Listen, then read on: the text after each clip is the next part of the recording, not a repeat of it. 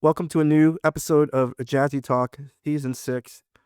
On this episode, we sit down with the winner of the Jazzy Magitek Auto-Qualifier, Makoto Mike. Before we get started, I wanted to thank you for not just supporting Jazzy, but for continuing to play the game. And so, glad that you're here. And looking forward to the conversation. Thank you for having me. I wanted to go ahead and get started by getting your thoughts on the Jazzy Magitek Auto-Qualifier. This was the first time that Jazzy ran an event at Magitek, which is a fairly new venue. The attendance wasn't what we expected, but the level of matches seemed pretty high. In particular, your grand final set with What Up Neem, who got second at last year's Jazzy Finale. And so, how much do you remember about that set? I generally speaking, if I'm playing seriously, I probably remember the match. So, I mean, for any match I play seriously. No, I remember the set. Yes, from winners and the mistakes and my side, his side. It's a good set though. Are you a player who watches your games back, like replays? Rarely. Mhm. Occasionally, I'll be if I want to check something specifically, or it's like, oh, why did I do that? Would I have gotten enough meter, etc. So you lost to Neiman in winners final, and so uh, it was a very close set. What was your mindset after you had gotten knocked into losers? I felt all right. I mean, I would have preferred winning for the easier path. Uh, but no, I felt like I'm still in it. I can definitely have the ability to run it back against Neiman. So, I mean, he's a strong player, but Yeah, before we talk about the way that Neiman plays, talk to me a little bit about the Makoto Ken matchup. How do you kind of generally see that matchup? How do you approach it? uh, generally, I think it is in Kin's favor. Maybe 5.5, 4.5, 5.75, 4.25 in favor of Kin. He has good buttons, good options. Uh, in the neutral, I need to be patient, but if I can, really depends how patient they want to play or aggressive. He has some good buttons, but he also has some laggy good buttons. So if I can beta, crouching forward, standing roundhouse, sweep, I can, punish it and start my mix-ups. Then it's just reading what he's going to do. Shore you, backdash. I play somewhat committal, post dash funts, try to bait something. Backdash is good for Makoto, but backdash is great for Ken too, since he can backdash Karaxa, then forward dash and punish it. Uh, uh, Jumping solid, but he has good air to airs with the X-Tatsu and jump back roundhouse. But yeah, fun matchup. Or What are mine. yeah. What are some of the things that because I think in every matchup in Third Strike, there's just some things where you just kind of have to hold it, right? Like, what are some of those things in like the Ken Makoto matchup where you just have to just kind of, it just comes with a matchup. There's really not much that you can kind of do about it. I don't think there's any situation Makoto can't deal with Ken. Hmm. Uh, you just have to you can't play scared. I mean, if you can beta shore you, uh, you can win. Yeah. If you predict shore you can punch it really hard, either by neutral jumping it, uh, backdashing it, you can get the freestanding fierce. If you're playing Tosa, you can parry dash under it for the side switch if you want to, combo into Tosa. You do have to be mindful with high parry or against his, because he got strong fierce chain. So you have to be like, okay, is he going to strong fierce? Is it going to be fierce? Often selects, parry buffered Shoryu. Are they going to parry buffer off standing strong? So you can try to interrupt it with, jab, but, that comes with its own risk. Neem was doing a good job of jumping away when I tried to interrupt it. He's jab, strong fierce chains with jab tick. Yeah. And so, talking more about how Neem plays Ken, because the character is capable of what the character is capable of. but what is it about Neiman's Ken in particular? Because you've played a lot of Kens Mhm. in your playing career, but what are some things that sort of distinguish Neiman's Ken from other Kens? Ah, Neiman plays in a very particular way. Neiman play Neiman plays like Neiman. Uh, don't mean that a bad way, but yeah, he definitely throws you. He tries to throw you off your rhythm. He plays in a very awkward rhythm compared to a lot of players that can throw people off. They're not used to playing against him. Uh, you do have to be mindful of. He, how do I answer this? He definitely plays differently than say a Frankie or a Yi. He definitely likes more EX Hadu. Uh, I think he's more prone to use back medium kick, but not he didn't really use it too much in our set. I think 2 or 3 times. Uh, yeah, just he plays at his own rhythm, and it tends to throw people off in a good way. Very solid, but more defensive-minded kin than, say, some other kins will just try to, run you over and Yeah. Did you feel that? Because like when I just recently watched your setback with Neiman, and it seemed for the most part you were pretty poised. Like even in the matches or the rounds that you lost, yeah. it didn't Oh, yeah, seem yeah, that. no. Yeah. Yeah, no, I made some mistakes, but no, I didn't play poorly. I know I lost a couple rounds, which cost me a couple games when like I red parried the second EX fireball and did crouching strong super, Mhm, only because I missed standing first the first time and got sweep. So I was like, let's just take the guarantee, but the standing first would have stunned, mhm. so that would have won me that game. But no, overall I played confidently. There were some mistakes, but on both sides, but that's usually how it goes. Yeah. Uh, would like to see more punishing of sweep from Neem. When he could have supered couple of my crouching fierces. Oh, on block, yeah. Yeah, someone was like that should have been supered. Yeah. I think maybe I don't know, like I know that you guys are in from the same scene. You guys play a lot. I don't know, Not Suckerfree really. Arcade or not really?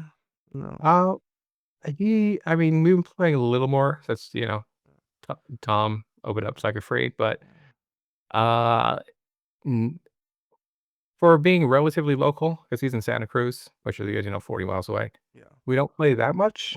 Mm. Um Something that I've kind of noticed, and I have to give credit to Rennick and his Koi House sets. Um, I've kind of noticed that a lot of like the really top players, and this is surprising to me, especially with Fightcade. Um, you guys haven't really played much against each other.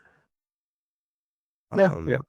And I don't know. I guess that's maybe that's part gamesmanship. I don't know, or maybe it's just not lack of opportunity. I don't know, like, I guess that's just something I noticed. It's not really a question, but just something I kinda noticed. Like, I think in the episode of Koi House, there was Smooth Cat versus, Revival, and during the post interview, um, which kind of blew my mind because 'cause they're both really old school East Coast players, and, like, they asked how often they've played each other in the past. Um, like, you and I, we haven't really played very much against each other unless, it's under alts or something. Or 3SO. But yeah, it's just something I noticed. So yeah, so you didn't really have that familiarity with Neem. I mean, I know we played actually, we did play a longer set at our Mhm, friend, Mike's house not too long ago, but mhm, not as much as I play other people locally. yeah, I've never really I mean, I wanna play online. If I'm gonna play Neem, I'd rather play him offline. mhm. Uh, it just I'd rather play him offline if I'm gonna play Neem. Yeah. Um, so you were down 2-1 in the grand finals reset, and I always like to ask players, especially players of your caliber, like, when you're down 2-1 in a first to 3, like, what is your mindset going into that? Or is it just do you just take it one game at a time? Oh, no, I'm aware, but at this point in my 3rd straight career, quote, Mhm, unquote, uh, I'm not afraid of losing. It happens. It's third strike. Makoto's, while she's a very strong character, she's not the most consistent character, even with SA1. So yeah, you can't play scared. You just, you play to win. I play a character that's extremely dangerous, and as long as they have any health, they can kill you in a second, or 2 guesses, basically. Yeah. Uh, so no, I always have the confidence I can win. I just gotta, execute and make it happen. Yeah. I know that Riz interviewed you Oh, at the end of the set, and of course he asked about the empty jump super. mm. Um, and I know it was like right after the set, so you just kind of, you kind of answered the question kind of quickly, but like just kind of think back on that moment. Like, was it just, you were I just hoping that Neem thought he could trip guard you there, or like what was kind of the I jumped at a range, uh-huh. away from the button, just in case he jumped Mhm. and tried to beat me in the air. So the early roundhouse, and I jumped at a range. I'd land outside of throw range, Mhm. so I figured he'd, mentally flinch Mhm. and press a button, or it didn't matter what button that was, Mhm. and I figured it'd probably hit, or more likely than not, and it did. Yeah, that seemed to be like a turning point. Although I think the set went back and forth. I thought it was one of the, that's one of the great things about people like yourself who've been playing for so long, like you and Neem. Uh, the sets are just so entertaining, and so high level, and yeah, like just something like an empty jump super, right? Um, Maybe to the untrained eye, that might seem pretty random, but it's just to see kind of you and Neiman adapting to one another and just kind of slugging it out. And like you said, every set could be a little cleaner, but that's kind of the nature of Third Strike. It kind of it kind of makes you react emotionally sometimes.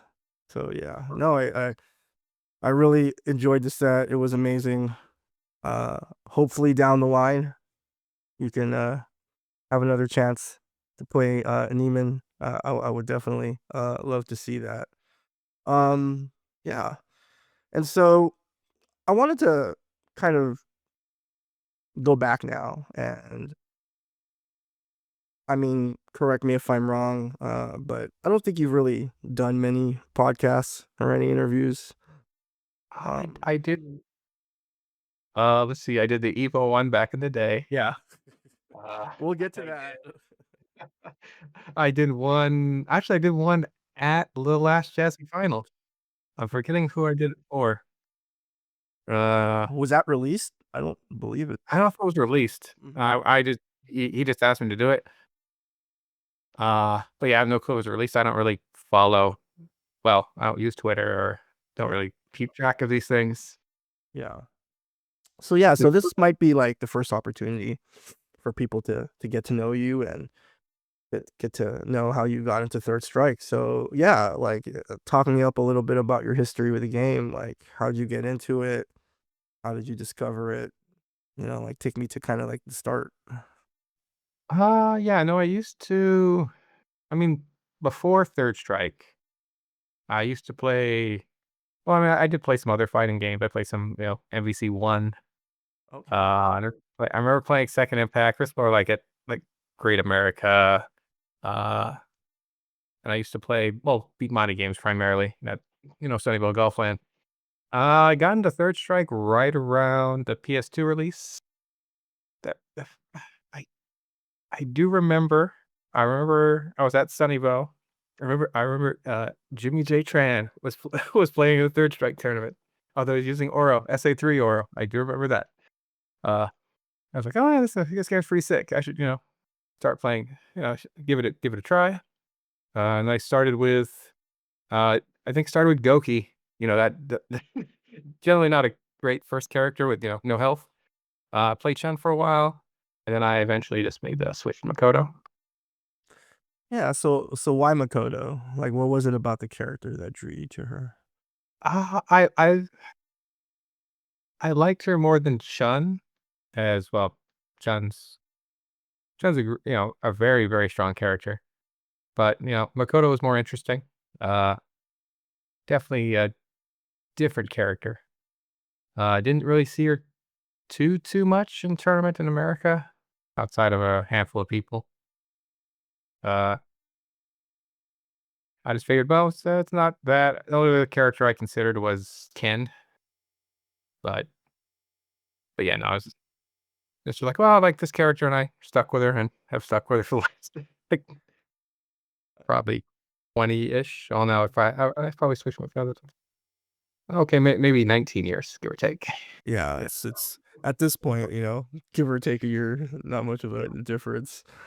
Um, Tell me a little bit about like where you went from, because we all start out as casual players, Mhm. but like when did it start becoming like, oh, I want to actually compete in this game? Like, what was kind of how did that come about for you?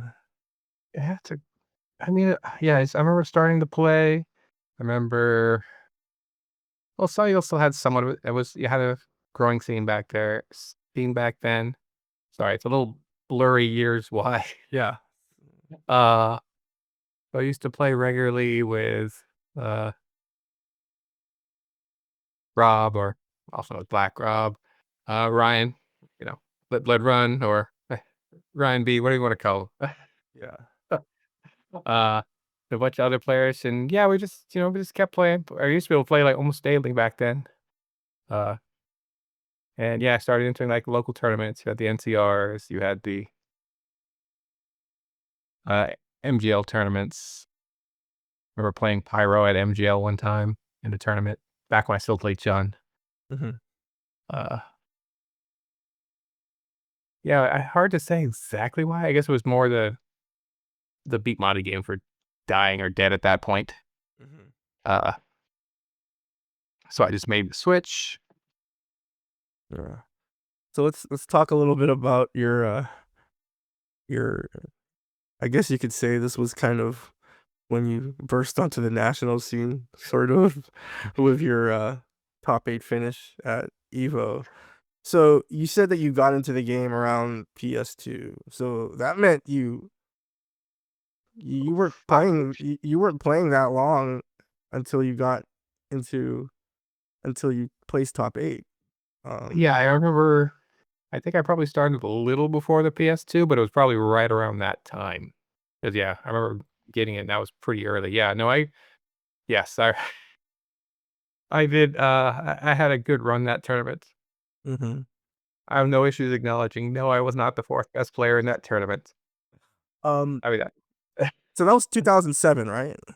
yes. Yeah. I remember because my last Evo was 2006, Mm. and then you came out in 2007.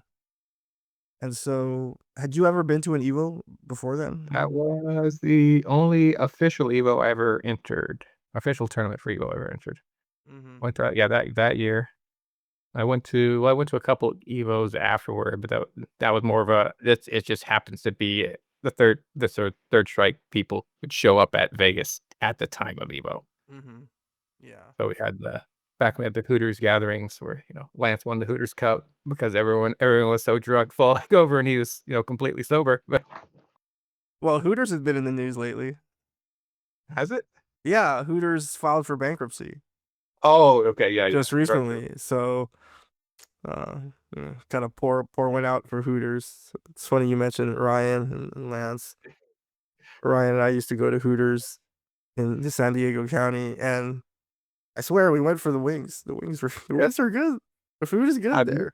they are, and I completely believe you. um, so that Evo run, that was on PS2. What kind of? I'm just curious. Like, what kind of gear did you use? Did you use like a Ori or a Mostic or? I'm pretty sure it was a Moss I borrowed from my roommate. Although I did switch in the middle of grand finals, I borrowed a joystick, Mhm. John Choi. Which was a Ori? No, yeah, that. Which was a Japanese stick or another Mostic? Oh, this was back then. I still played on American, so yeah, we were still using Moss.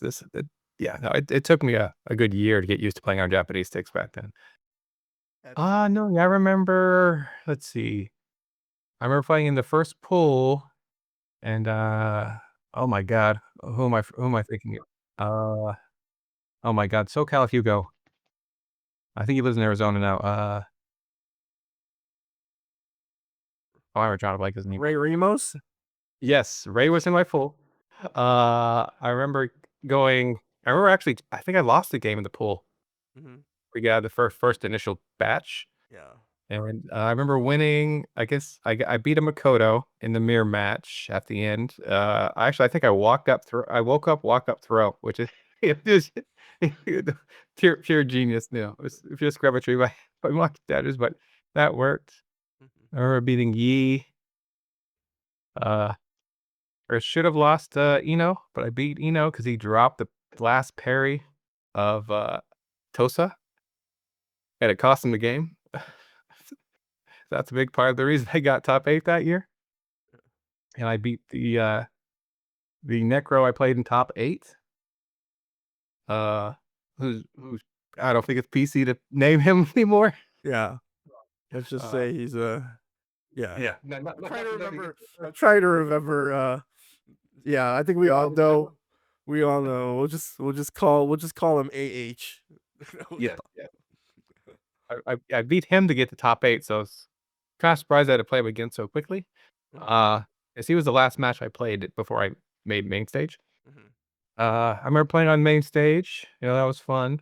Uh, sound issues are a problem out there if you got the slight delay from the screen. Mhm. Remember playing Valle. That was the only match I was upset losing. That was on me, though. Yeah. Did you No disrespect to Valle. no, did you Uh, go to this past Evo? I did not. Okay. I committed to going to a family gathering Mhm. or a reunion, so I missed out. I did play on the hardware at the Genesis. Yeah. Good idea, full concept, not the greatest, setup. Oh, okay. Yeah. Noticeable lag. Yeah, heard a lot of mixed reviews on those setups, but that is, neither here nor there. So you kinda came onto the scene and made a name for yourself through Evo. Um, and then anyone who might be unfamiliar with the history of competitive dirt strike, the competitive scene kind of takes a lull, right? After around 2008, 2009. That Um, point, you know, yeah. but but then kind of 3SO comes out. True. And so what's kind of your experience with online dirt strike? Were you playing back in the GGPO days or did you start with 3SO?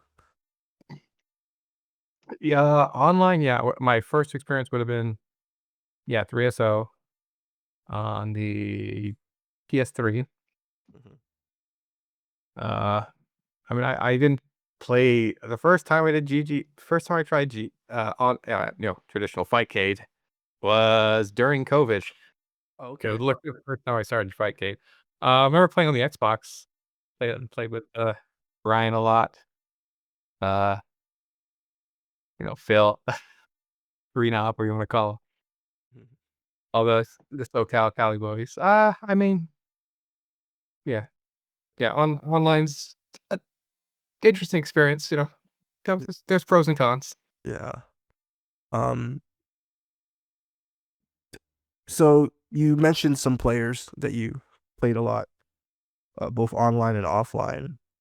And for new players, especially players who are trying to get better, Mm. tell me a little bit about sort of your process for getting better at the game. Like, is it something that you kind of consciously was like, okay, I really do want to, I guess, boost my level at this game, or was it just kind of an organic thing, just playing, a small group of people? Like, what was that? Like, did you set goals for yourself? Like, what was that like for you trying to get better at Third Strike? I mean, I remember let's see. So I remember the first one thing that always stuck out in my head. I think it was my first trip to Japan, first trip to Tokyo. Oh, always a a good learning experience for Third Strike. Just playing in basically what is the mecca. And where Ryan sorry, but, when was that? Like, what year did you first This was first year. I think it was 2016, give or okay. take. I've been playing for a while. I strong my scene, but there's always improvement. And I remember playing in Japan. I didn't do as well as I'd hoped. And I remember Ryan asking me, what did I learn? And at that moment, I wasn't sure. And I took some time to think about it. And the thing that, as I realized, is like, well, the way I play the game is just wrong. Hmm. I was playing way too defensive, which is, the good defense is good. That's absolutely important. But you need to also be able to defend and attack, and you need to be able to beat your opponent before they beat you. Uh, and just pure defensive play really only works consistently, or only lets you beat people who are below your level. Let you beat people who are below your level consistently, or more consistently. But you won't do nearly as well against people who are at your level or higher. Because, well, if they're just better than you, they're going to make better decisions, and they're just going to, eventually, it's going to break your defense.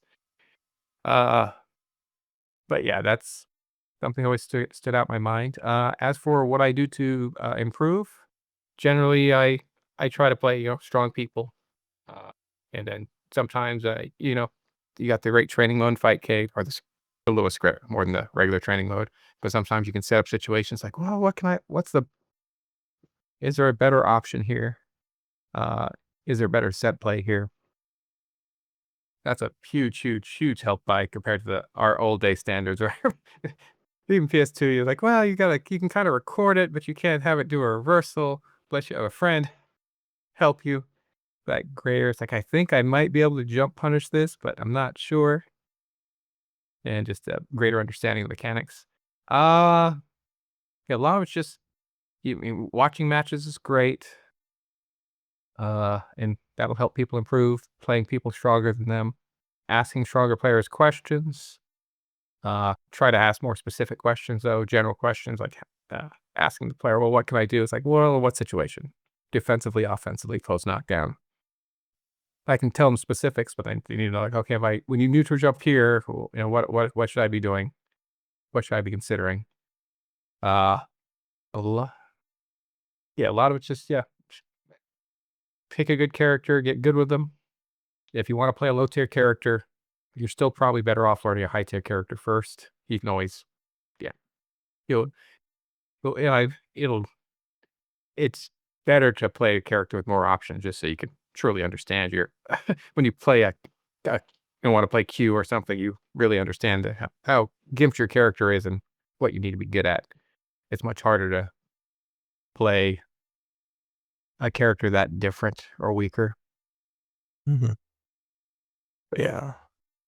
No, it's interesting to hear what, the advice that Ryan gave you, this idea that pure defensive play can only get you Oh, so far.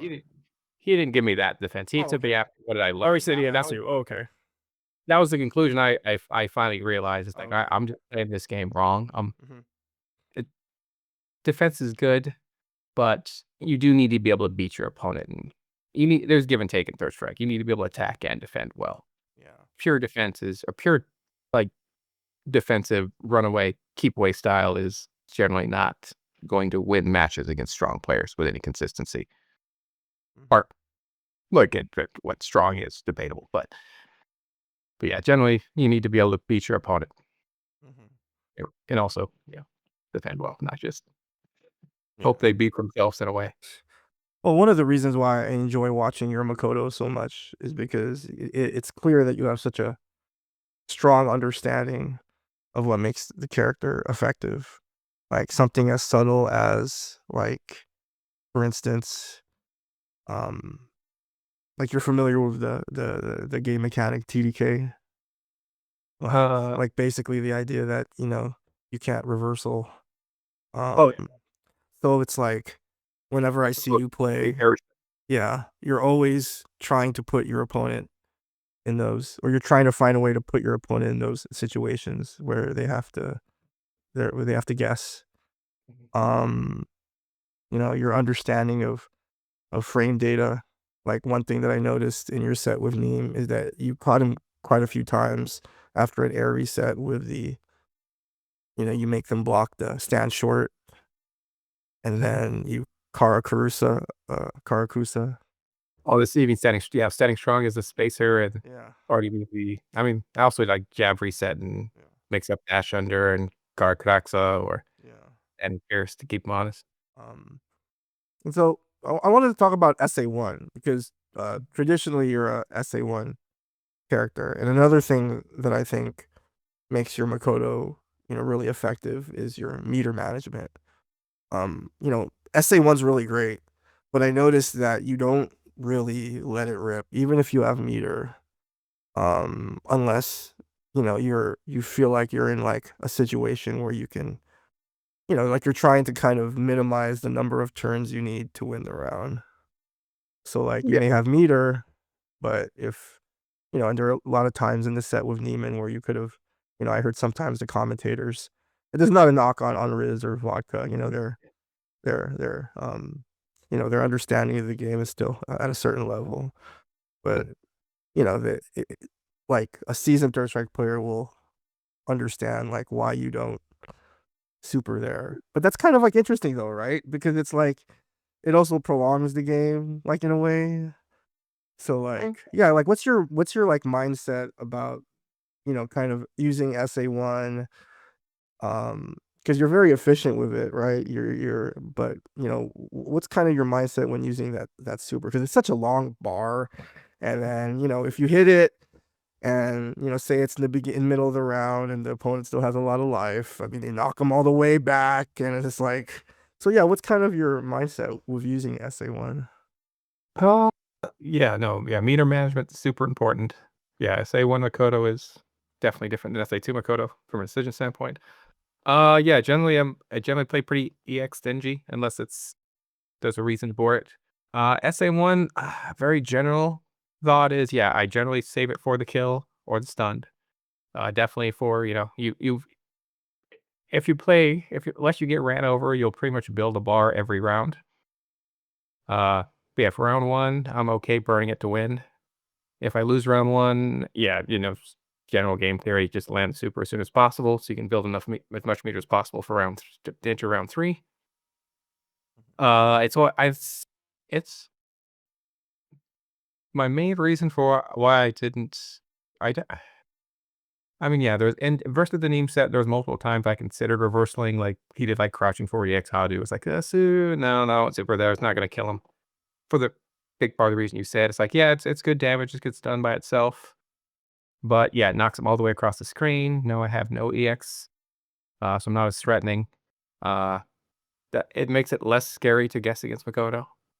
Uh, it's like, okay, truly I don't have my safe EX moves to do anything. So like, okay, so I need to build my meter.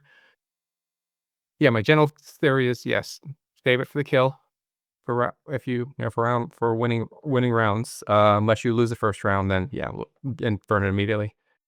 Uh, yeah, I mean it's just a great tool to always have on stock. Just a threat of super reversal super. It's actually a really good reversal. You can reversal a bunch of stuff. I went for the OH reversal, but missed it. Yeah. Uh, I did the not against Neem, but against Poe when I went for the Tatsu reversal. Oh, I see. Well, I guess I got it, but he said I got it. I wasn't sure because I missed the actual reversal, and the frame data's it's minus a couple every time. Just how much it's a little all over the place, like 3 to 5 or 2 to 5. Uh, yeah, no, it's just a great tool to always have because you're always when you ever have SA1 stocked, you're always 2 touches away from winning the round.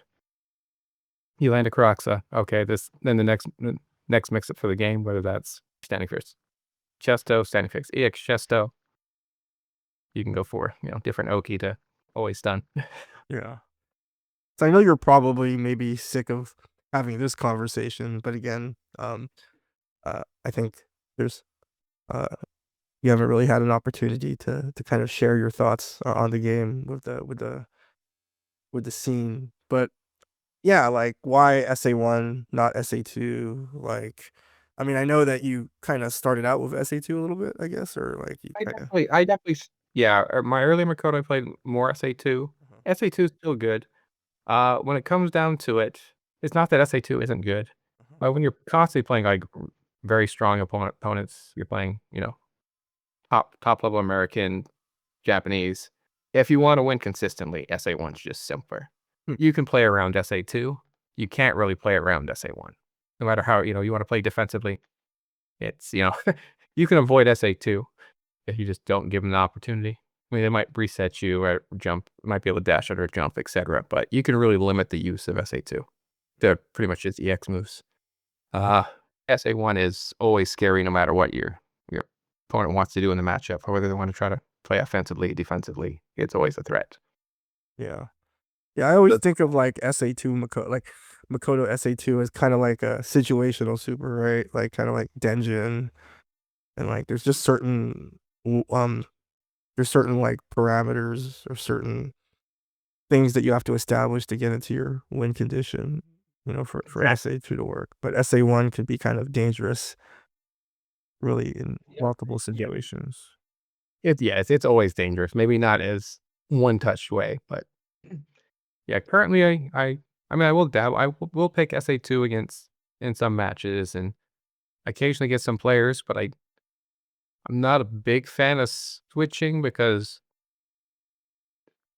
SA2 Makoto decision-wise is very different, and this sometimes it's hard to the muscle memory, the thinking, and you're like, "Oh, wait." Like, I don't know if you've ever seen Mimura pick Tosa sometimes and go go for combo in SA1 when it goes to the kill. It's like, you can see, oh, Yeah. uh, you gotta remember, "Oh, wait, no, here I need to like, oh, I got them on their half of the screen." It's like, okay, playing like Makoto can, playing Tosa. It's like, okay, on their side of the screen. It's like, okay, I need to try to either bait a neutral jump or a Shoryu. If I Mhm. parry Shoryu, and I can dash under. If I can bait a neutral jump, I can dash under. That's not something an SA1 Makoto would be thinking about the side switch as much. They'd just be like, okay, okay, I got him cornered. Land EX Chesto, go for the kill. Yeah. Use different thinking. I want to kind of switch gears and talk a little bit more about Japan, and in particular Co-op Cup. Co-op Cup is happening as part of Evo Japan in April. And so what are your thoughts on um I guess this modern iteration of Co-op Cup? I mean, for the longest time it was, I guess you could call it like an independent event, and then it came back as, I think, part of, I keep forgetting the name of that event. Um Oh, the last year's well, Co-op Cup didn't happen last year, but it happened the year Alright. before, and it was part of. In May. Yeah, it was in May. Oh, Yeah. no, it was last minute. It was not I went yeah, I was there. But, I know which one. Yeah. I know the event, but it's more of a gaming expo thing. Uh, Yeah. For some reason I keep forgetting the name. I know Jabali was a part of it. mhm. DreamHack DreamHack, yes, that's it. took a while. Yeah. So yeah, so you were there at DreamHack Co-op Cup. Yeah. And had you participated in previous Co-op Cups? I've been to, what, 2016, 2017. Oh wow. Been like 4 or 5 co-op cups. I Oh, forget if Milky was. It was so you're a vet. 4. Trying to think all the team names. Pretty sure 4 sounds about right. Yeah. Oop, knocked over stuff. It's like, just happen to have like half 4 here.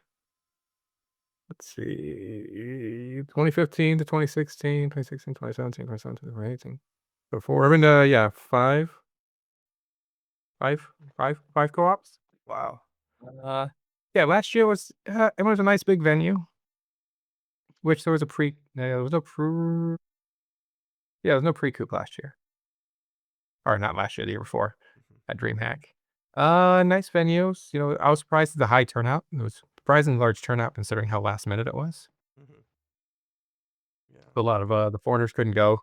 I think it was announced a month or two in advance. It wasn't much time. Most people couldn't, you know, plan a trip halfway around the world on such short notice, Yeah. just from a job standpoint, a little on a potential cost standpoint, depending on their financial status.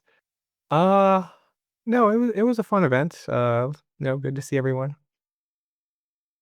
Um, yeah, it was a little bit of a trek from Tokyo. Uh, it was not as intimate, dedicated third strike we've had in the past. The other co-ops, and because all the ones I went to were either in Aki, I think the last 2 years before the last 2 years before this the Dream Hack, and then they did the ones at oh my god, why am I drawing a blank? Or the Well, large I went to the 2017 Co-op Cup. That was the only one I went to, and I think that was at like Pallet Town or something. yeah, it was at the Pallet Town. They did Pallet Town a couple years. Oh yeah, yeah, you were there with I think Nika, Frankie, or you make Third Strike great again. This is Third Strike. Yeah. Oh, this is Third Strike. Apologies. Yeah. No, no, Oh yeah, but our team was make 3S great again when we were doing the pre-coup. Um, Oh, yeah, because we kind of did something different. Like usually pre-coup, you get on a team with your mains, but for I guess team solidarity or team chemistry, we decided that we would stick together for pre-coup as well. And I mean, yeah, never recall. there's Okay, kind of, clean up our recall. Yeah. yeah. No, that was fun. That was my one and only co-op experience. To this day, whenever I talk to players, especially new players, um, I always say that hands down my favorite Third Strike tournament experience was Coop. Yeah. Um, Yeah. but yeah, I wanted to kind of ask you because you did go to the DreamHack one, but you've been to previous ones, and you kind of answered the question already, like the kind of the differences between the two. Like you said that it's not as intimate. So, what about this year's Co-op Cup? Are you planning to go? Oh yeah, I'm going. Oh, awesome. Uh, Do you have a don't team? think well. Yeah, I have a team. I do have a team. I've Are had. are you able to reveal that team now, or is that under wraps?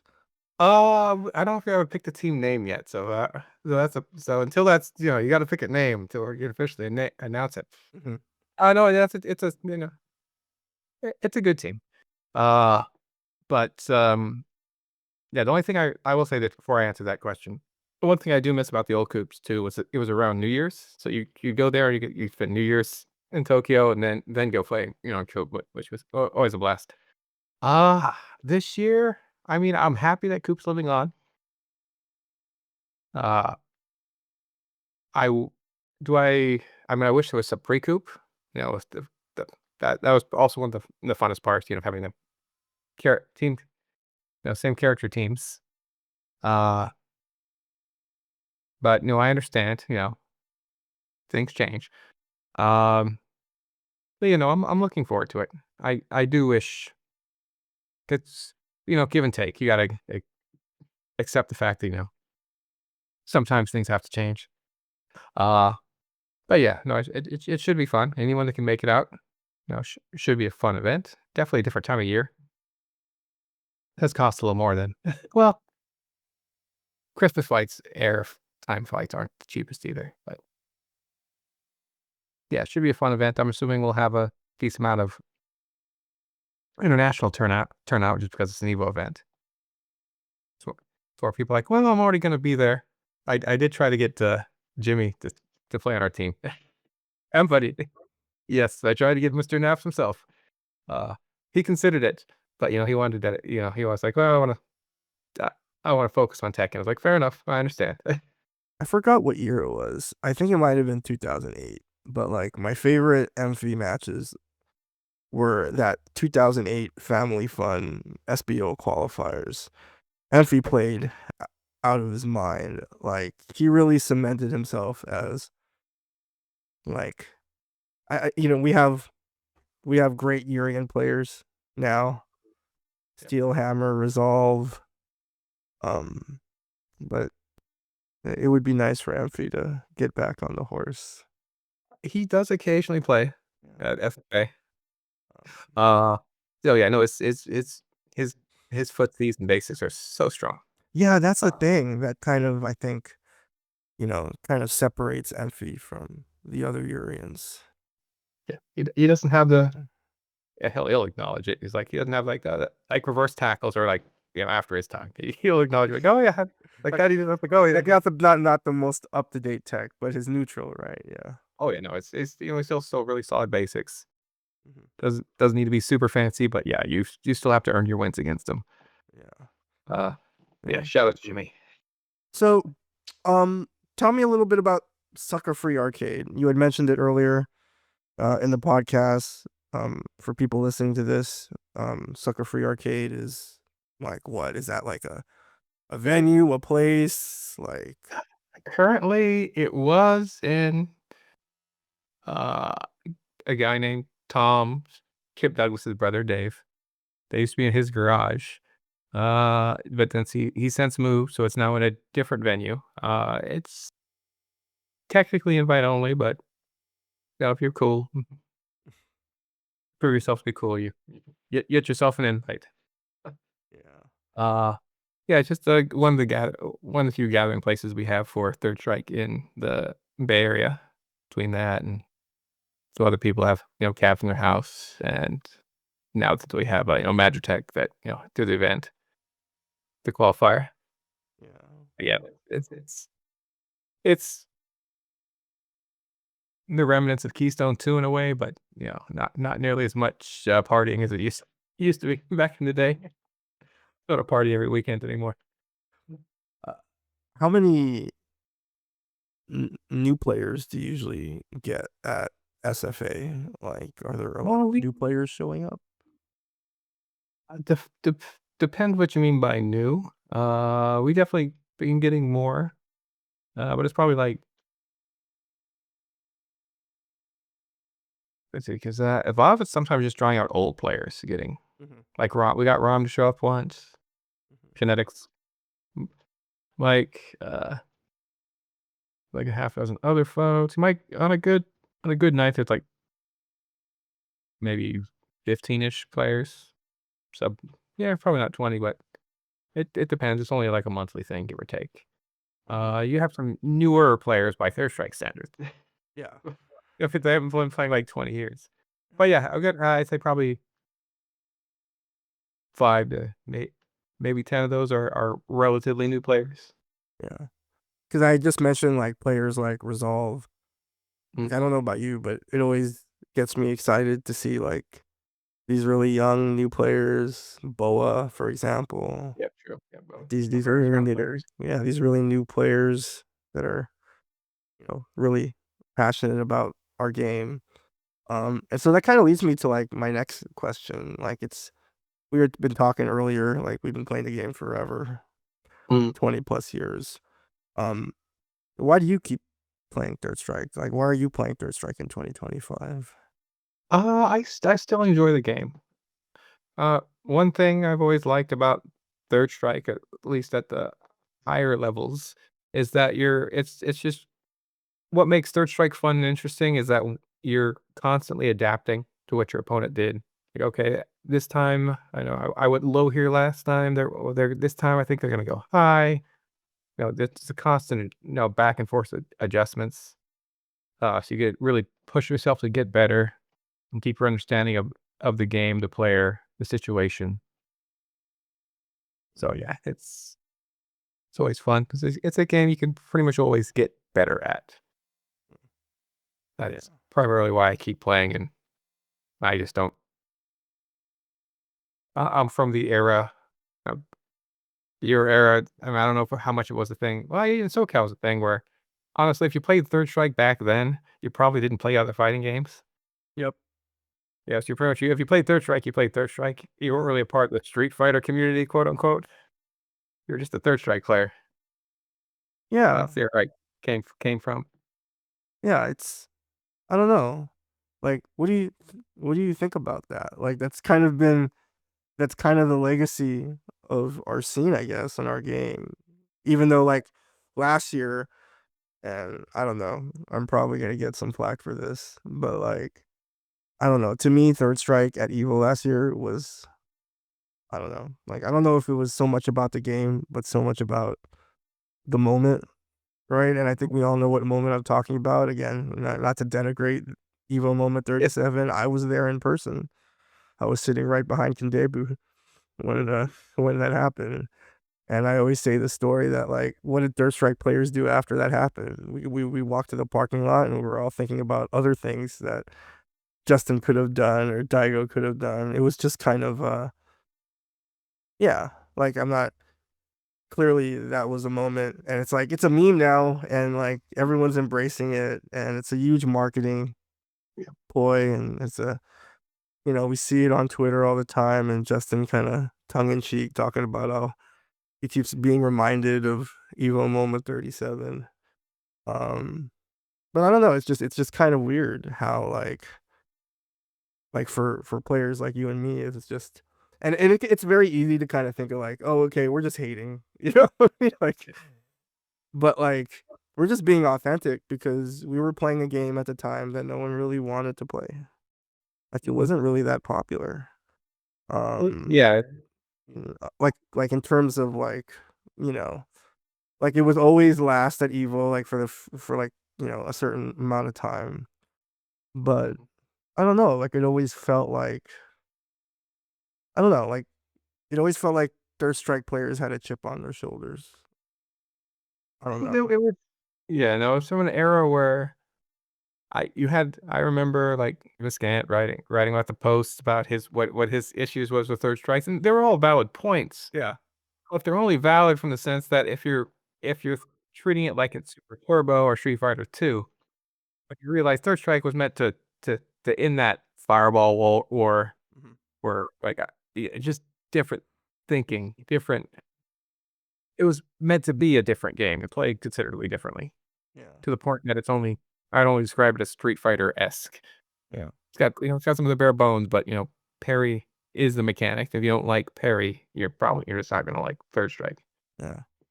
And then in 2025, we see Six trying to, in many ways, emulate, trying to kind of engineer the same kind of hype or excitement that Third Strike creates because of those mechanics. So it's kind of interesting to think back because like you and me have again been playing the game a really long time, so now we can kind of look back on 20 plus years, 26 years of playing the game, and yeah, like, do you think that's what like?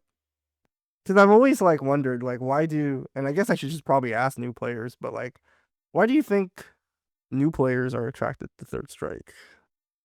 Like, have you ever thought about that? Like, why you think a newer generations are attracted by it?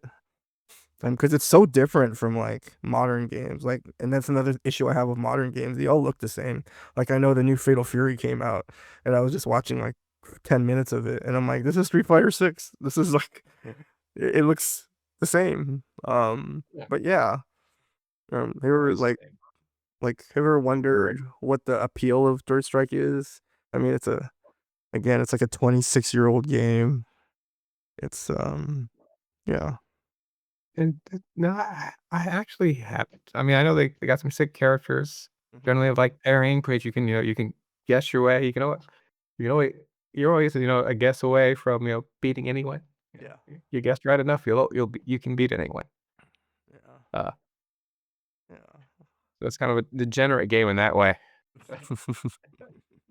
um but yeah, so we're kind of coming towards the end of the podcast.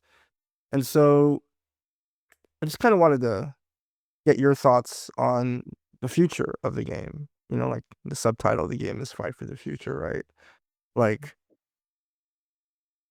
as far as like the competitive scene goes, especially in America, like what would you like to see in the future as far as, you know, the competitive scene of Third Strike? Like, I would like to see, well, I'd still like to, see the scene grow. mhm, Always need more new blood, and going. So many of them will keep playing, and only so many of them will get better and to the top levels. Takes a lot of dedication and time, especially for this game.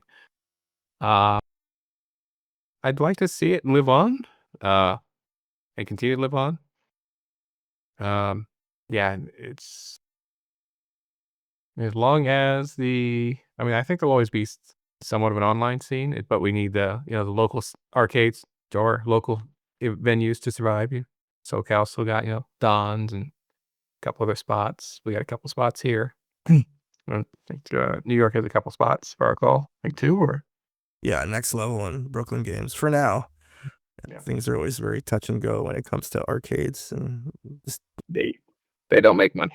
yeah, just gaming centers in general. It's tough. So usually barcades like Free Play and the other spots in Texas. Yeah. Uh, yes. I just like to see people keep getting better and give me a good match. Mhm. That's all I'm looking for. You know, I'm okay with losing, but yeah, I wanna go all out. Yeah. Push me to play hard. Well, appreciate the time, Mike. Again, congratulations on your win at Jazzy Magitek. Looking forward to seeing you compete at the finale. I know that you've qualified or you've made it to Championship Sunday a few times. Hopefully, this might be the year for you. I know you had mentioned in the post interview you're hoping to maybe hang that belt at, at SFA. Yeah, I don't think Makoto has won yet. Jazzy. I know. Yeah, Neobon came close, but yeah. Yes, yes, but yeah, looking forward to seeing you at the finale. Looking forward to seeing you compete against the other finalists, whoever those may be. And so, yeah, appreciate the time. Thanks for stopping by, and yeah, we'll see you in June. Thank you for having me.